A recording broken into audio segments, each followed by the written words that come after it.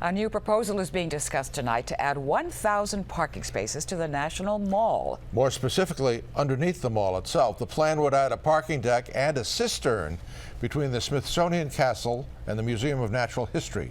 Rebecca Cooper's there tonight to tell us how it'll work. Rebecca.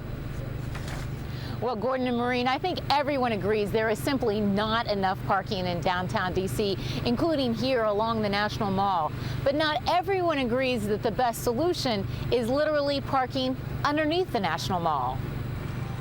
The nonprofit group National Coalition to Save Our Mall says there's a better way to deal with all the cars, buses, and tourists that descend every day on the National Mall. We had difficulty finding parking today, but anyway, we just had to walk maybe a quarter of a mile. The proposal, a mall under the mall, would include underground parking, a food court, visitor center, and rainwater cisterns to protect the mall from flooding. It's expected to take several years to build under the grassy area between the Smithsonian Castle and the Museum of Natural History. I don't see the reasoning behind it, honestly.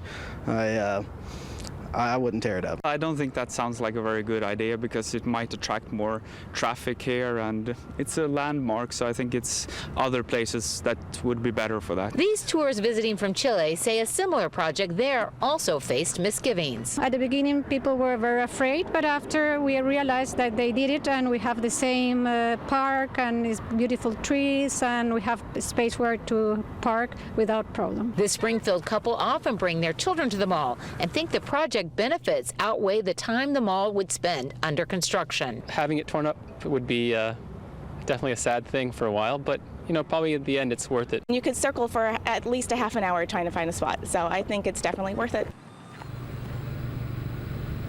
Now, keep in mind, this is just an initial proposal from the coalition.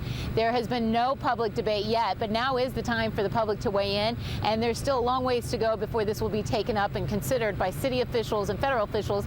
They have yet to even do an environmental impact study. But in rolling out this proposal, the coalition says that its officials want to hear from the public. To do that, you can always weigh in at our Facebook page or go to our website, WJLA.com. Reporting live at the National Mall, I'm Rebecca Cooper, ABC 7 News.